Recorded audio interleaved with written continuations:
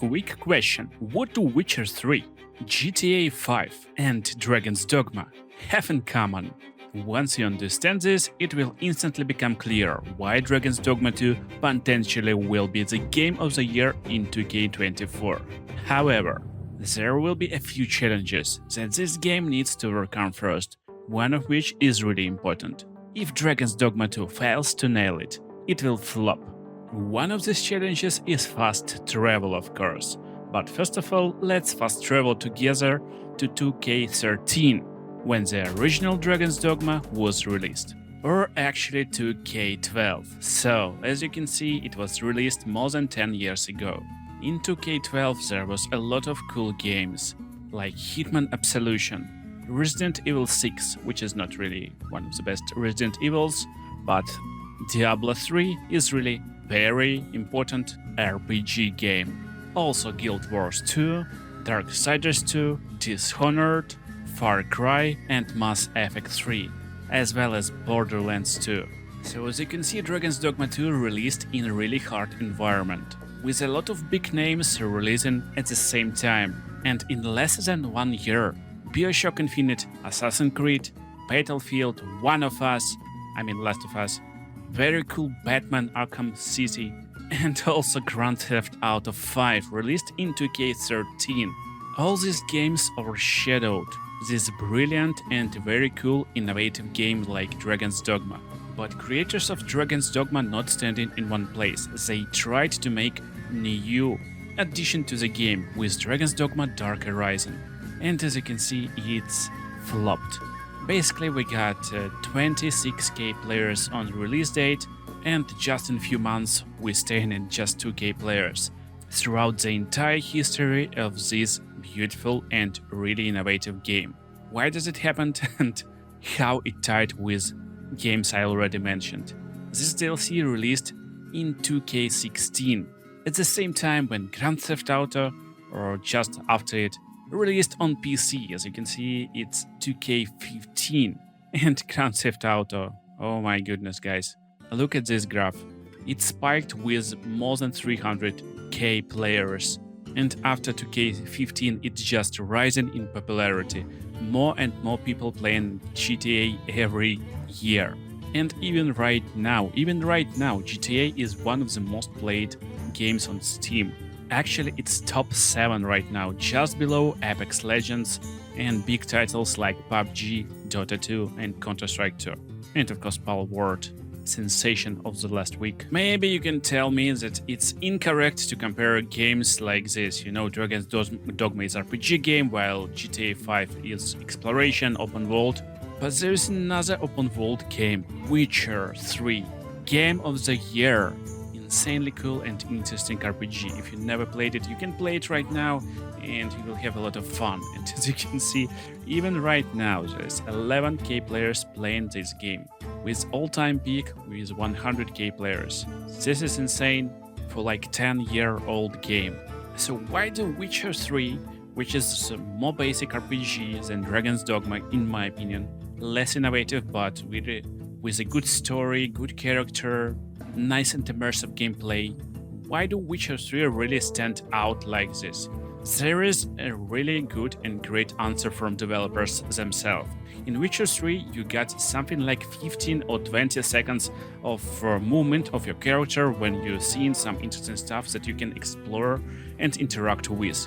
For example, you just left your village and there will be no more than 20 seconds where you find some quests, maybe interesting NPCs or stuff that you can do. Also, Witcher is a really big title, very popular one. So of course there's more reasons why Witcher 3 is more popular than Dragon's Dogma, a lot more popular actually.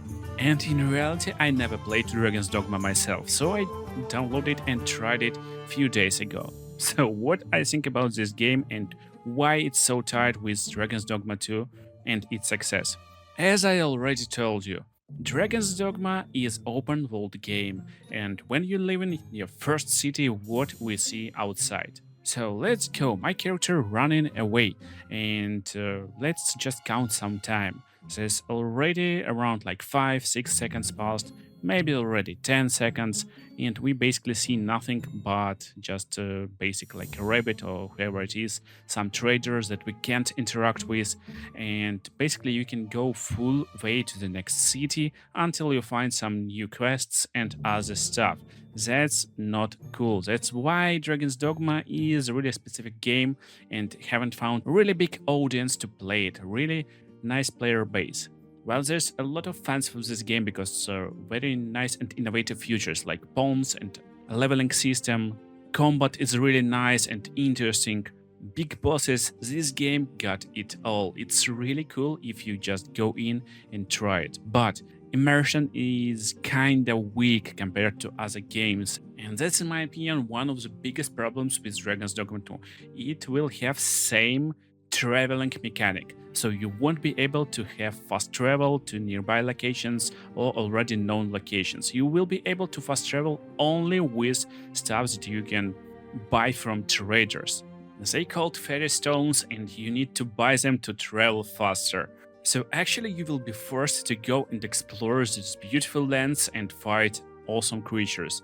And this mechanic alone can make or break this game.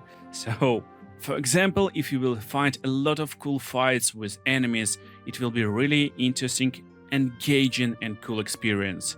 You will find trolls, fight them with your pawns and your allies.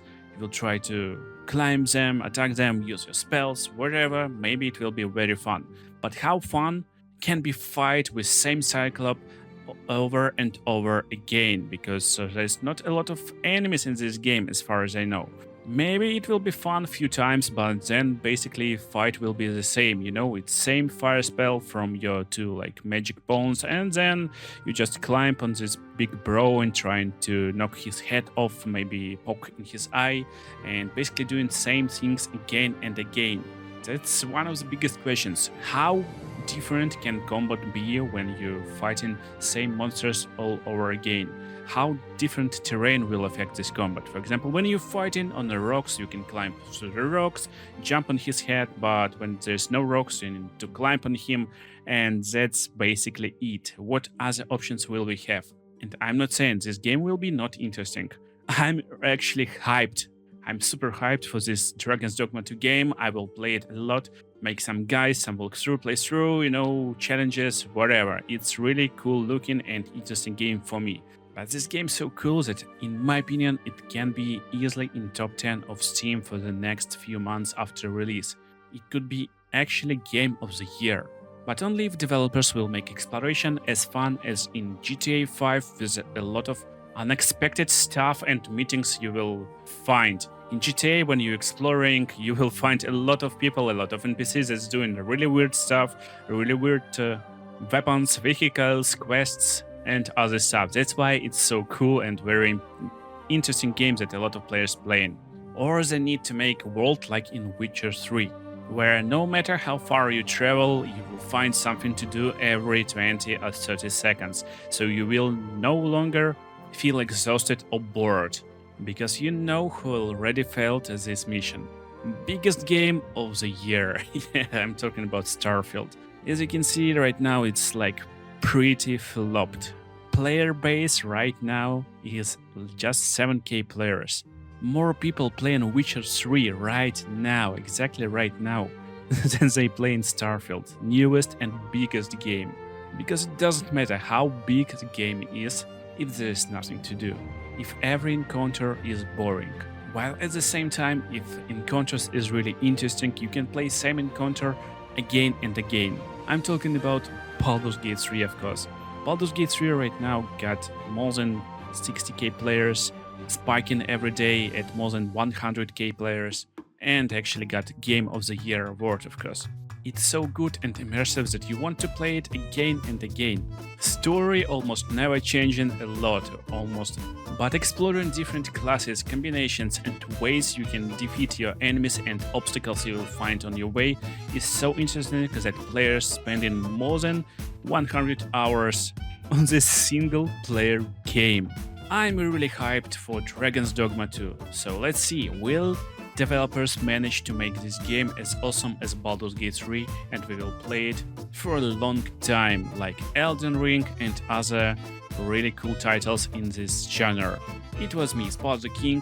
Share your opinion in the comments. I'm really interested to hear what you think, and see you in the next videos.